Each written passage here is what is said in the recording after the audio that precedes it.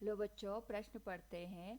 दिए गए परिपथ में 5 मिली एम्पियर धारा प्रवाहित हो रही है। प्रतिरोध R का मान ज्ञात कीजिए। यहाँ पे हमारे पास एक नेटवर्क दे रखा है जिसमें डायोड का हमने प्रयोग किया है। तो सर्वप्रथम हम यहाँ पे मुख्य अवधारणा का प्रयोग करेंगे और इस स्थिति में हमारे पास यहाँ पे जो मुख्य अवधारणा है वह है ओम का नियम। ओम का नियम हमें यह बताता है कि हमारे पास यहाँ पे किसी भी तार के जो किनारे हैं उसमें जितनी धारा प्रवाहित होती है वो विभवांतर के अनुक्रमानुपाती होती है, जिसको हम गणितीय रूप से V बराबर I गुणा R से प्रदर्शित करते हैं।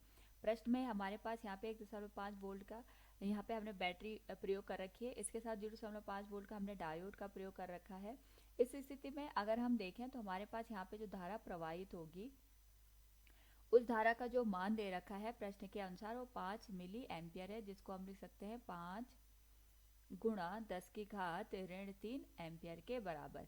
प्रश्न के अनुसार हम यहाँ पे अगर R में जो विभवांतर है इसके सिरों के बीच में कितना विभव का अंतर होगा, यहाँ पे हमारे पास जो विभव है ये 1.5 वोल्ट के बराबर होगा और इस बिंदु पे जो विभव होगा 0.5 वोल्ट के बराबर होगा। तो दोनों का जो अंतर है वो आएगा 1.5 ऋण 0.5 के बराबर। और एक धारा का मान है 5 गुणा 10 की घात ऋण 3 और इसको हम यहाँ पे R से गुणा कर देंगे। R का जो मान आएगा 1.5 में से 0.5 गया 1 के बराबर और ये आ जाएगा 5 गुणा 10 की घात ऋण 3।